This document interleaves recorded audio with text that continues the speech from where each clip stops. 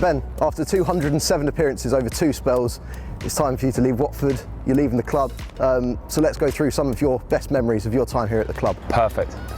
So your first profile picture there, the second day you were at Watford. What did you know about Watford at the time, and what did you know going into the club? I didn't know a lot, to be perfectly honest with you. I'd just signed for Man United, and Tony Coton, who was a goalie coach, basically just grabbed me straight away and he was like, listen, there's a good chance that you'll be straight out on loan this year. We need you to play first team football, so we're just going to send you out. He said that we've got a few options. His favourite obviously was Watford. Knows the club really well. Thought it'd be a great opportunity for me to come to a club where it's really family orientated and just slip in and sort of get used to playing first team football. And thankfully we went with Watford, and that is the state of it. Look at, like, if you can zoom in, look at the size of the sideburns. Like, what am I thinking? Like, that's horrific. I'd say it probably took me the best part of about 2 months really to find my feet and to get sort of settled into the team. But from that moment on, we didn't look back and ended up with a fantastic playoff final win at the Millennium Stadium. What do you remember about your debut? Defeat to Preston North End. Yeah, it was Preston. I think we lost 2-1, didn't we? So that season, actually, I think we were favourites to get relegated, actually. I think the season before, we had just about scraped through on the last couple of days or whatever when Adi Boothroyd took over. So the first game of the season, narrow defeat to Preston. But you could see that, I think we could see that we had a style of playing that suited a lot of our players, and even though it was a defeat, we kind of had a bit of optimism, thinking, yeah, we might be all right this season. What are some of the standout memories? You've got your win at Kenilworth Road against Luton Town just next year as well. Wow, yeah.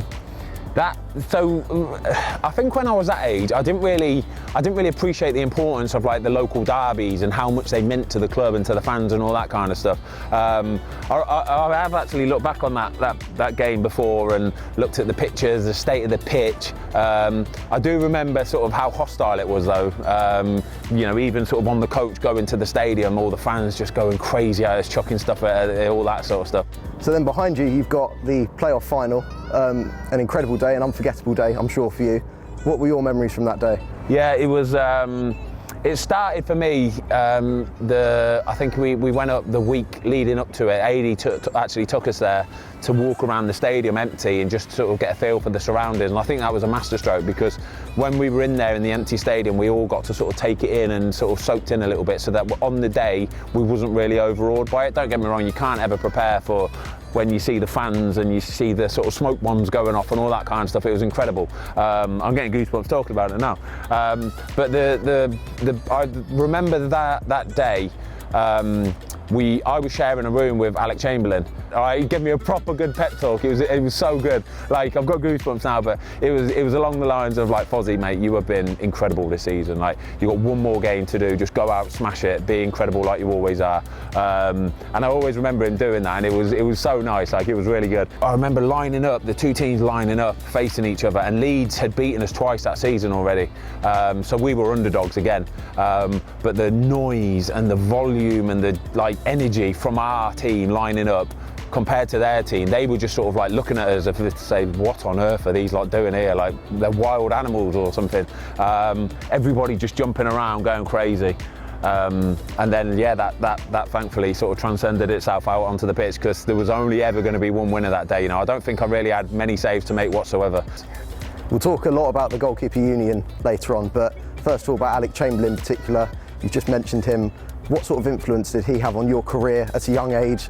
Both of you, the two goalkeepers at Watford, and there's the picture there of you being subbed off for him in his final game as well. Yeah, Chambo's the man. Like, not even what he had sort of an effect on my career in terms of football. It was more, I'd say, just about life and about how to be as a human being and just being nice to people, and do you know what I mean? All that kind of stuff. I learned so much from Alec and his wife Jane and the kids. You know, we still see them all now. Like, we were around their house a few days ago actually.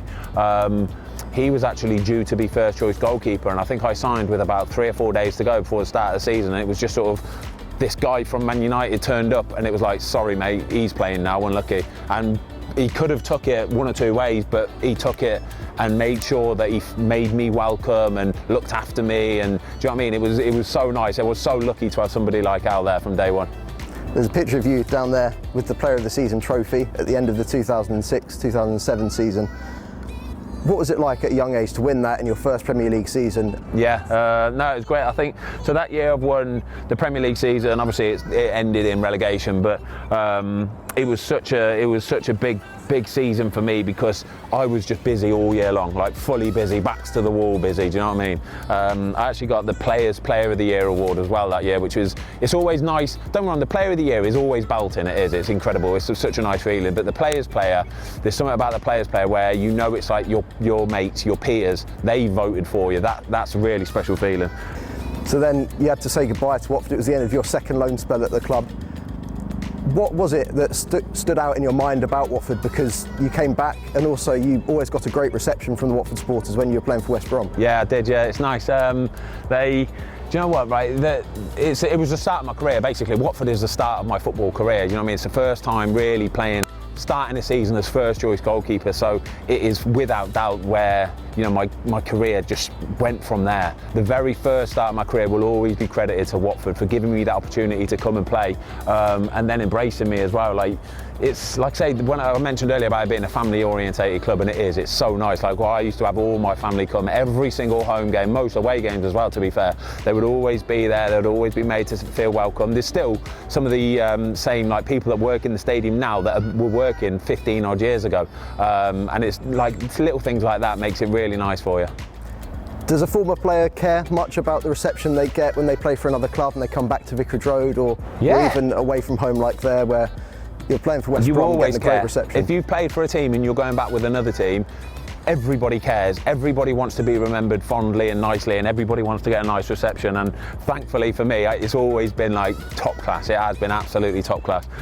Whether I've been a sort of West Brom, Man United, whatever it is, I've always received a nice welcome from everybody. Never really was on the end of like any good results against Watford though. I remember the one at the Hawthorns for West Brom where Richarlison scored a last-minute header. Gomes came up for it and all sorts, and the ball got whipped in from a free kick, and he's got like a free header to score a 94th minute equaliser or something like that. Yeah, we always seem to get on the bad end of a Watford win or something. Your Watford return, I remember you said when you first joined the club again that Watford was one of the only clubs you would leave West Brom for. Why was that, and what sort of effect did Watford have on you to make you come back? Yeah, so I'd just spent 8 years, I think, at West Brom, and that had genuinely become my home, my family. You know, they'd grown up being West Brom fans. The kids loved it, all that kind of stuff. So to actually leave West Brom was a bit of a big thing for me. Like I said, I'd really grown roots there. Like, I had my best mates were there. So to actually leave all your mates behind was a bit of a big thing for me. But early on, we knew that Watford were interested in trying to re-sign me, and it was genuinely like, listen, if I am going to leave, it's probably one of the only teams I'm going to leave for, because I know the club, I know the area, I know how to sort of just get on there, really. So that was a massive draw for me, and it was such a good decision as well, because I think getting out your comfort zone when you've been in a place for so long and signing for a new team, going to meet new people and making new friends and stuff like that, it's actually daunting. It is. When you go into a new dressing room and there's like 25, 30 blokes there that you pretty much don't know, it's a daunting feeling, you know. Like, it's like anybody going into a new work environment. It's a bit like, oh God, okay, I hope I get on all right.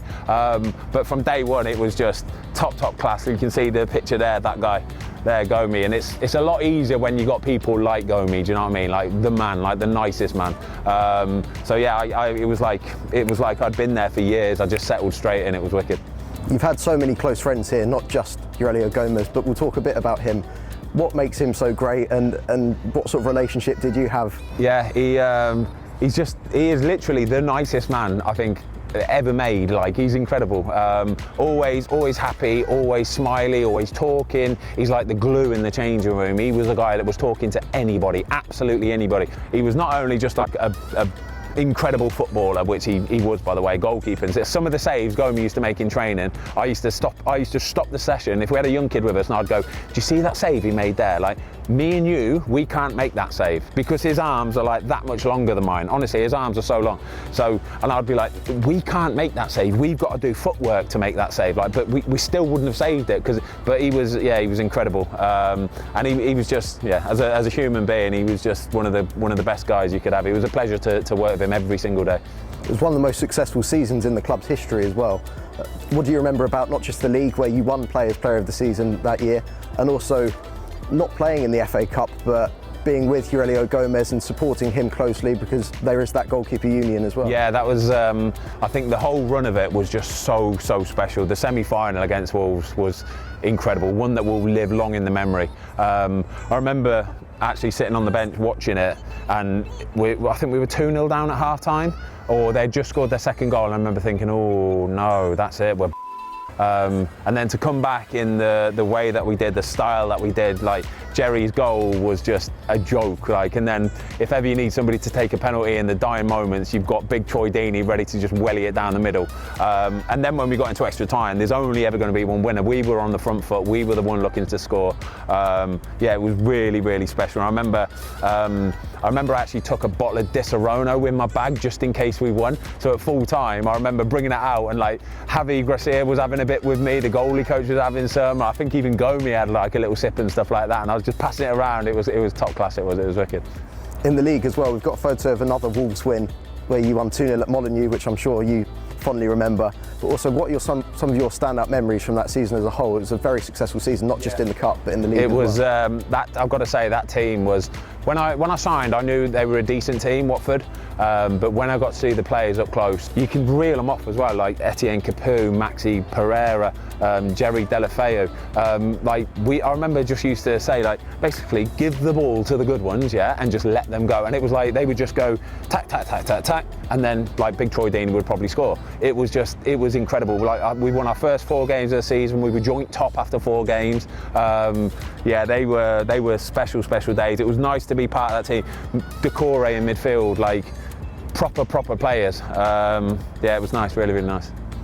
We've talked a lot about your sort of achievements in your goal, but there was almost one in the other goal against Chelsea, diving on the floor to header it, but Kepa's just got a hand to it. Yeah, I think if you actually watch that back, Craig Dawson is actually in front of me here, and if I'd have left it, I guarantee you he'd have scored, because he's a million times better than me with his head. So I probably messed us up a little bit, to be honest. Getting on the end of a ball and sort of getting a header on it was just, it was amazing. It was a decent save, to be fair. It was one that he probably felt he should have made, but it's just that the fact that he made the save, and then quite literally the full-time whistle went, and I was up there, got to know, I was just like, mate, what a save, brilliant, give him a hug and stuff. But that's the beauty of football, but I'm almost certain that Dorst would have scored that if I'd have missed it.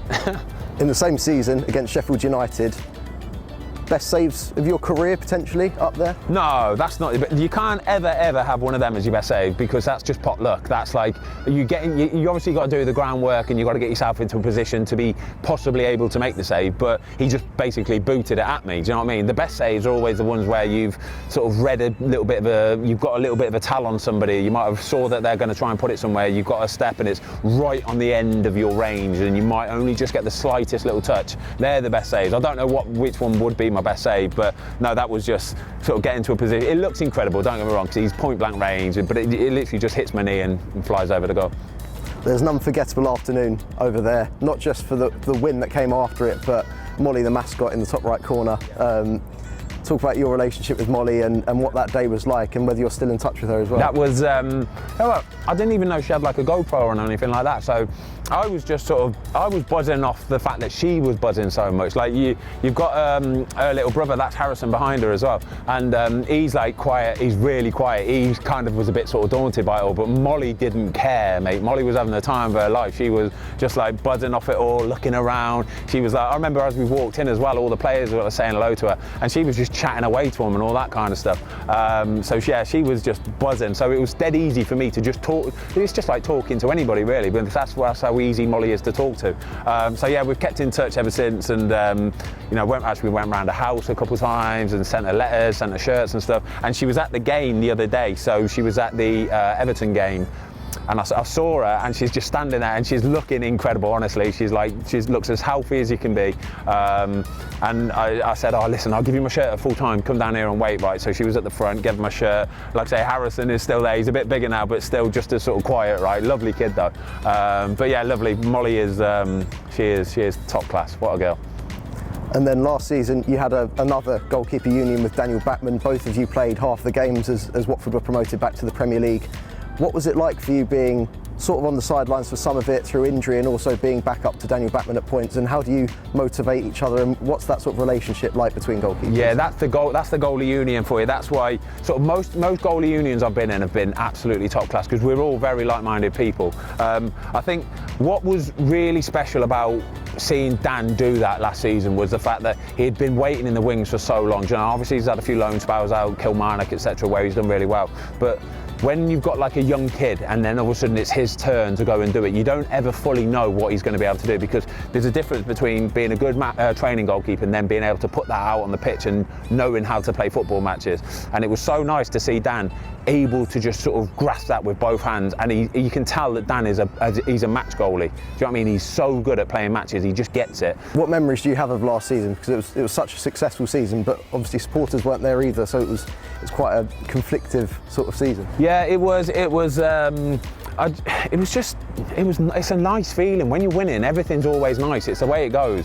Don't get me wrong, you always have to make the best of it, win, lose or draw kind of thing, but the fact that you're just relentlessly winning week in, week out. But no, it's fantastic. The Norwich game, that's after the Norwich game there, where I think we won 1-0, didn't we? Dan Gosling scored, and that was a massive win for us, because not only did we win, we're sat on the bench and we're looking at the other scores, and when the other scores are going our way as well, we know we've got a chance then. And that final photo, 16 years apart from the first one we looked at, what does this club mean to you, and how important is Watford to your career? Yeah, it's massive. I can honestly say I think the last 4 years have probably been the most enjoyable of my career. It's just been, I think coupled with the age I am as well, I really have learned to just thoroughly enjoy it. Do you know what I mean? Like I say, you might win one, you might lose one, you might draw one, but you've just got to try and stay on that same level all the way through. Don't get too excited, don't get too down, but just enjoy every single day. And I think that's what it's taught me to do since I signed for Watford 4 years ago.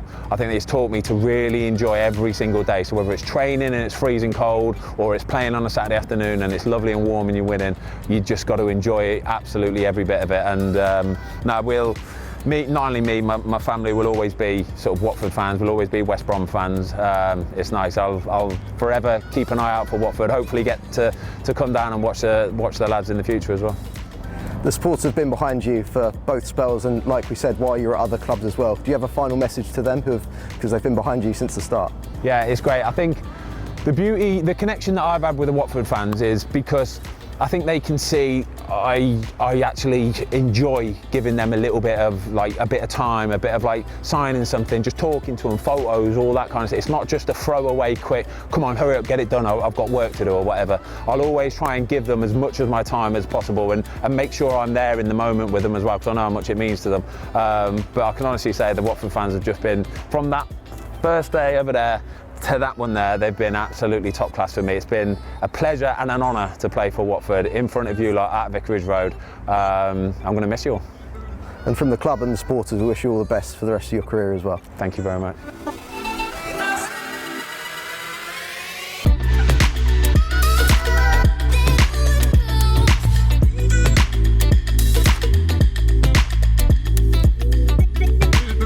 Click here to subscribe.